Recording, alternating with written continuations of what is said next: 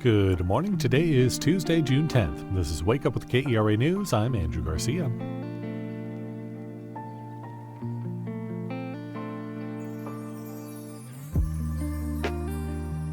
There's a chance we'll see some rain and thunderstorms today, and that likelihood is just going to increase throughout the week, so get prepared, settle in for some gloomy days ahead.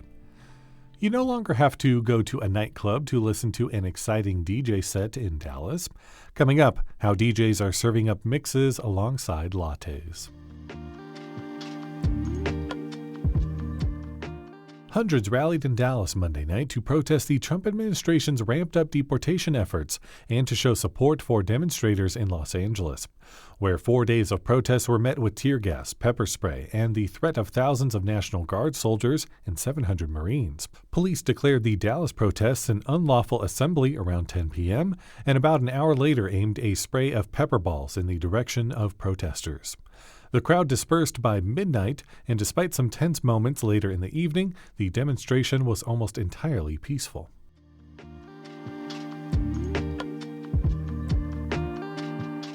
The Israeli National Police has invited Collin County Sheriff Jim Skinner to Israel. Skinner told county commissioners at Monday's meeting he and the 5 deputies joining him on the trip will learn about counterterrorism from the Israelis. The sheriff only shared the agenda for the visit to Israel with county commissioners. The trip is not being paid for with county funds. An assistant chief in the sheriff's department is donating an estimated $70,000 to $80,000 to cover the costs.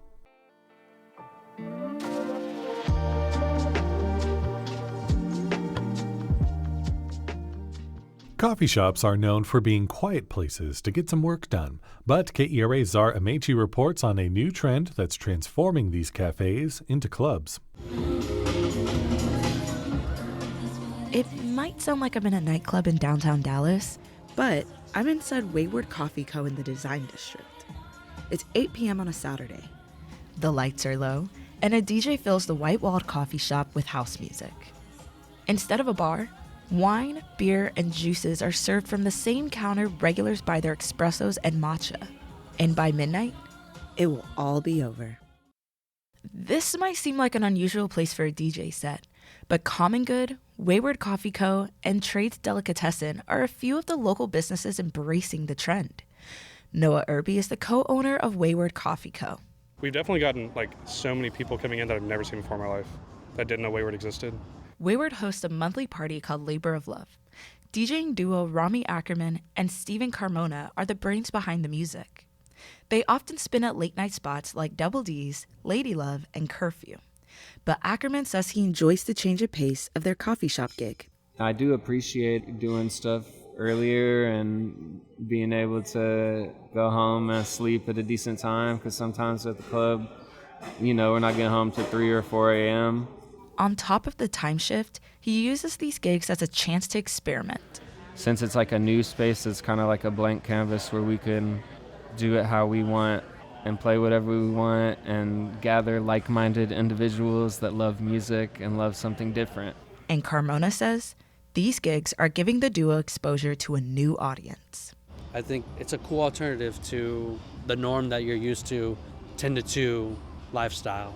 We want to start a little earlier. We want to play music you might not hear at a bar or a club. But at the same time, we still want you to dance. So, Noelle Paniagua agrees with Irby and Carmona that these events draw in a new audience. She's an executive assistant at Trades Delicatessen in Oak Cliff and also a raver. When she saw an Instagram reel of a European deli hosting a daytime rave, she thought, honestly, it was almost like my two worlds were colliding. Soon after, Trades hosted their own rave on a Sunday morning. Videos of the event went viral.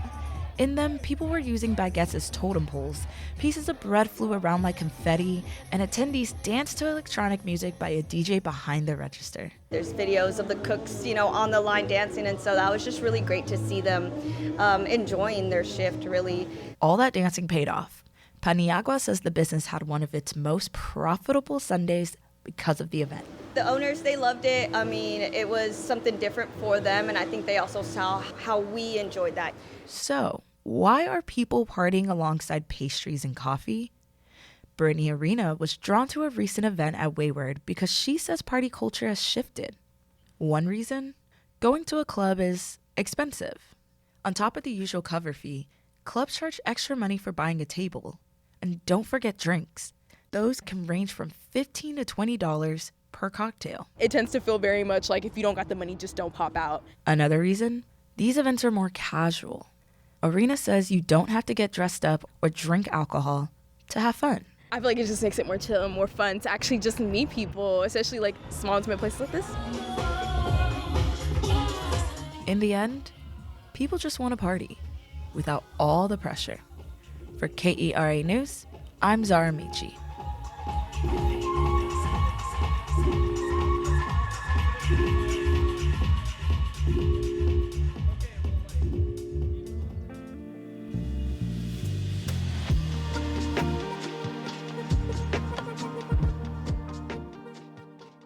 The Texas Rangers are away, going up against the Minnesota Twins tonight. The Rangers eked out a 6-5 win over the Twins when the teams last played each other.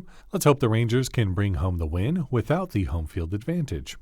Head to Fretz Park in Dallas to enjoy the Dallas Symphony Orchestra's Parks Concert Series.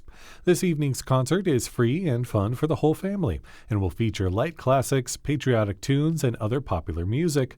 Find more information and some other fun things to do on our Go See DFW calendar at kera.org/calendar.